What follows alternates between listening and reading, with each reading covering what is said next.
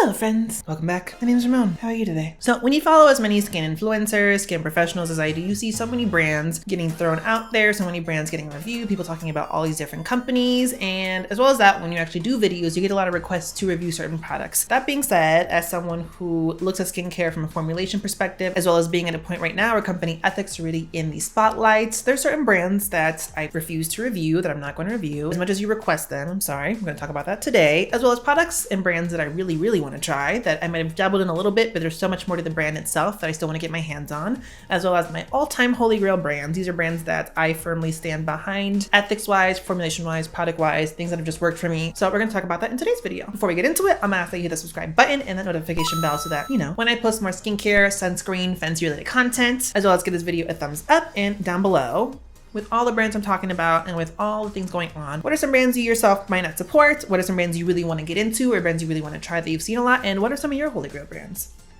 Let me know. So starting off with, I guess, the negative, the cons, let's get into the 5 brands that I refuse to review on this channel. I might not say I'm not going to use products from them, but they're not things I'm going to actively push, especially to my audience. First and foremost, Glossier. And this is a brand a lot of people love. This is like a Stacy brand, I like to call it. You're not exactly a Karen, but you're a Stacy, kind of. I don't got a lot of tea with Glossier, but my thing with Glossier and why I don't necessarily want to push that is just it's really overpriced and gimmicky for what it is. They have decent formulations for the most part, especially their serums, and I'm not hating on their makeup for the most part.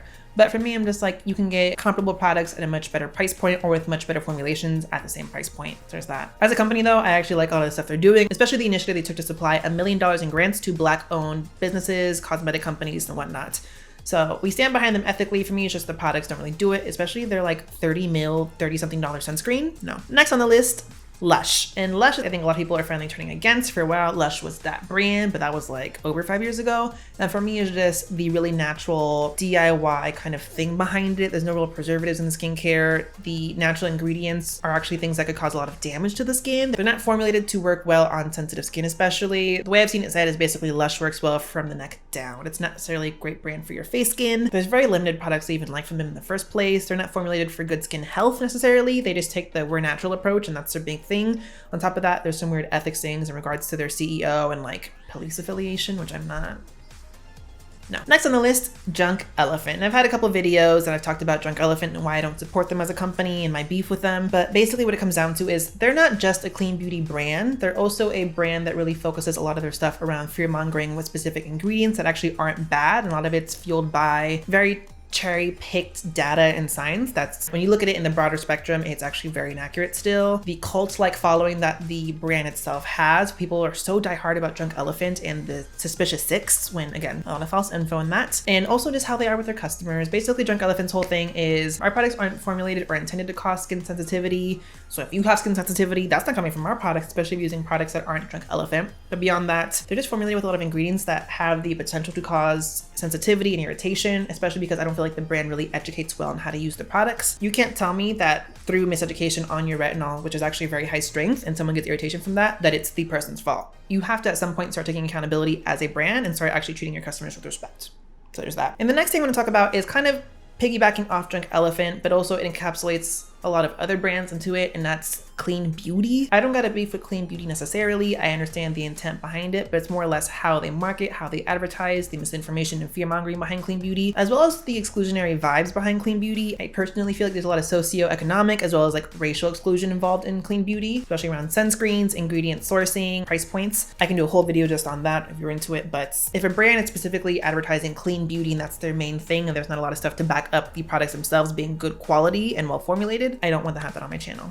You know? And then last but not least, another brand that I'm not going to review, Jeffree Star. I'm not going to go into it. Cassandra Bankson actually posted a really good video about this, talking about how he's skincare illiterate. There's a lot of things he doesn't understand, and there's actual video proof of him like looking at ingredients lists and like giving false information or miseducated information. And now he's saying he's a skin expert, about to drop a skincare line, and I don't see a lot of good coming from that. So those are the brands I'm refusing to review on this channel or give product recommendations from. I know I have mentioned Drunk Elephant products, and that's just because having worked at Sephora, getting a free product, there was a couple products that I actually did enjoy from them, but the price points, the brand ethics, and all that kind of stuff, I'm going to stop recommending products, even though I might use products to base other recommendations off of, just because people are really familiar with Drunk Elephant products. So next on the list is brands I actively want to review, want to get my hands on more products from. These are brands I might have touched a few things from, but still want to explore the brand overall, or brands I see people talking about and I'm just like, I want to try it, but it's kind of out of my price point, or I'm spending my coin elsewhere right now. I originally had 5, but I couldn't just keep it at 5, so it's all on the list. And first and foremost is Then I Met You. This is a brand I believe founded by Charlotte Cho. A lot of people are talking about this. It's a very hyped brand right now. It is Korean with more of a clean beauty perspective and brand ethos.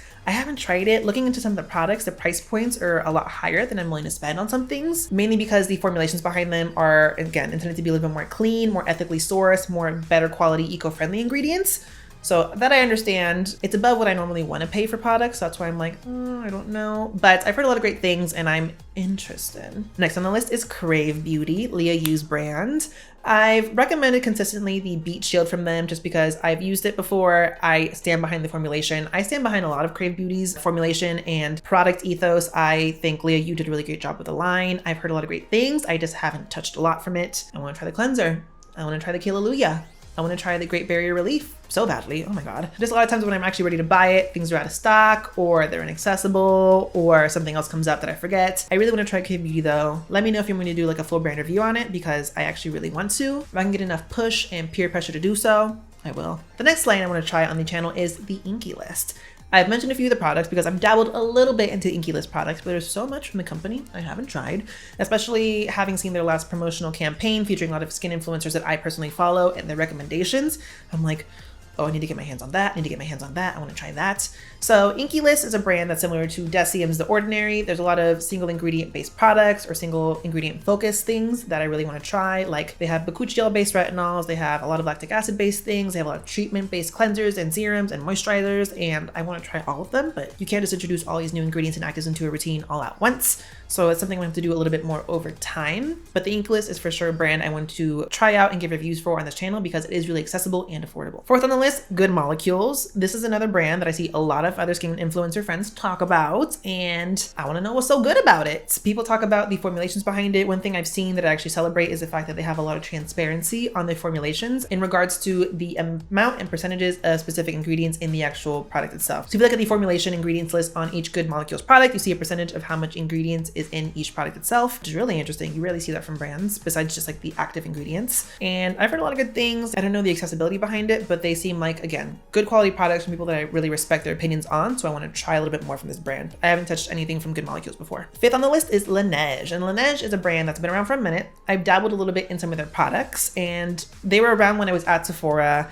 I just remember being told like, the products are okay. They're not that great. I wouldn't recommend them. There's better dupes. And in recent months, I've noticed there's a big resurgence in fondness for Laneige, specifically their cream skin toner. A lot of really reputable people on social media, especially estheticians, really celebrate and talk about this toner a lot. So I'm like, oh, like we're back on the Laneige train. Laneige is a big brand. I've only really tried, I think, a couple moisturizers from them. My boyfriend, when we first started dating, bought a lot of stuff from them and I dabbled here and there with the products once or twice, but there's a lot from the brand I haven't tried. So I'm interested to try some more, especially that one toner everyone's talking about. Next on the list is Burrito. And this was the one brand that I kept thinking like, I want to try more from. And I was like, I have to put more brands on this one list.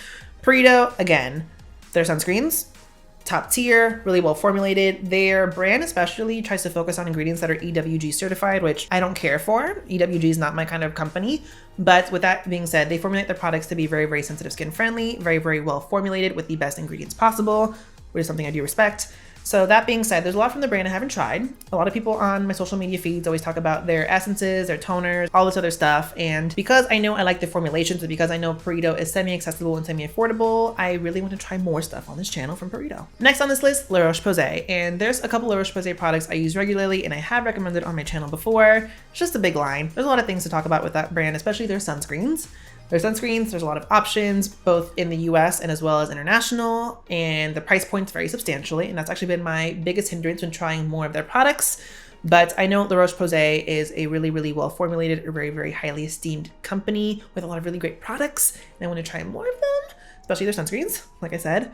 But for me, it's a price point a lot of the times. So until I get a little DM from them being like, hey, can we send you some stuff? I might put that one off a little bit. But Roche Posay is a brand I really do like, and I do want to try some more stuff on this channel especially. Next on the list, Glow Recipe. Again, another brand that was around when I worked at Sephora. I dabbled a little bit here and there with the product, especially their watermelon-based moisturizer and sleeping mask. I like those a lot, but since then they've launched so much. A lot of really interesting products, concepts, formulations, and not working at Sephora and being a little bit higher of a price point than I want to access or that I was able to access for a while, I've strayed away from Glow Recipe, but their stuff really interests me. Their stuff's really fun, and that's what I like about Glow Recipe. It's good formulations, but their products are fun.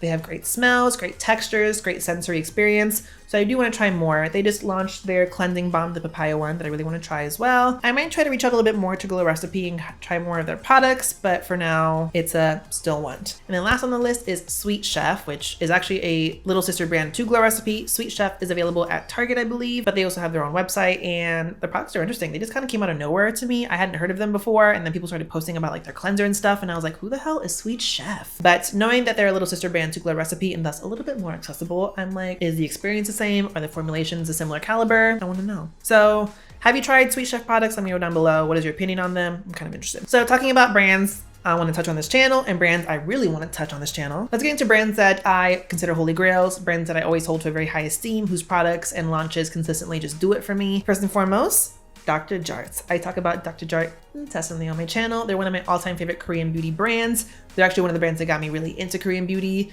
Their formulations are just top tier to me. They do really great stuff in terms of innovation, product development. I love sheet masks, cleansers, serums, moisturizers, sunscreens, BB cream. They have not disappointed me at all, really. There's stuff that might be meh, but nothing I really consider to be bad. So Dr. Jarts, awesome. They really come in clutch no matter what situation or what condition my skin is in. Next on the list, Sunday Riley. Again, another brand I talk about a lot on my channel. I have loved Sunday Riley for like 4 or 5 years before I ever worked at Sephora. They were one of the first brands I really used and saw results in my skin. Their formulations just feature a lot of things that my skin likes, that I've seen give my skin the benefits that I want for the concerns that I have. And that's their cleanser, their Good Genes, their Tidal Enzyme Water Cream, all of their green line, the Martian, the Saturn, everything. I know they had their little ethical thing, but even still, I was using their products before then. I loved their products and formulations before then. Do I agree with what they did? No, obviously, but I was like, why do that? Your products themselves speak for themselves. They're really great products.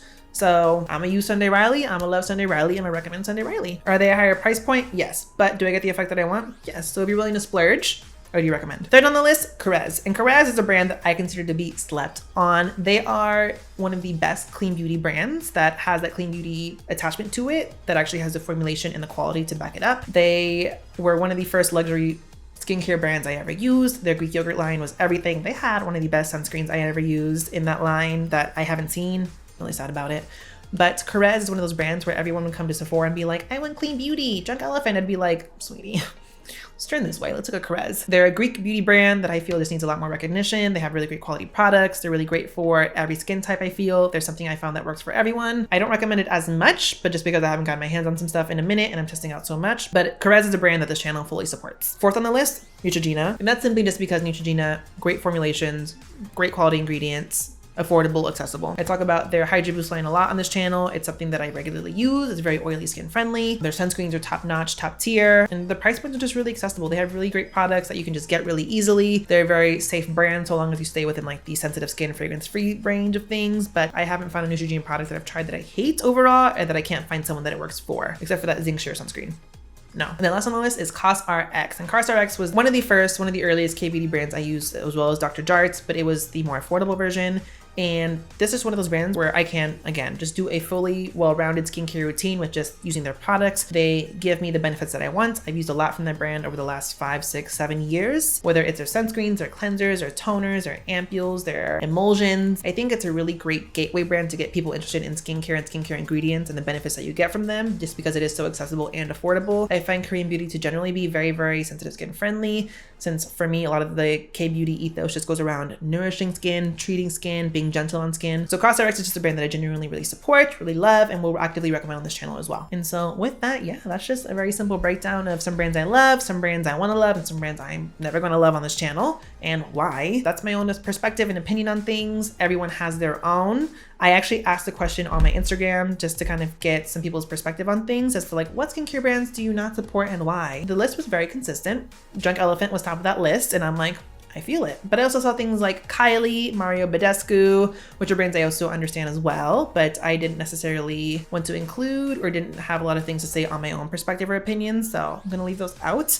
But again, down below, tell me what some of your favorite brands are, what brands you never want to support, and what brands you really want to try as well. Give this video a thumbs up, hit that subscribe button and the notification bell so that you know when I post my skincare content. Thanks for watching, guys. Bye.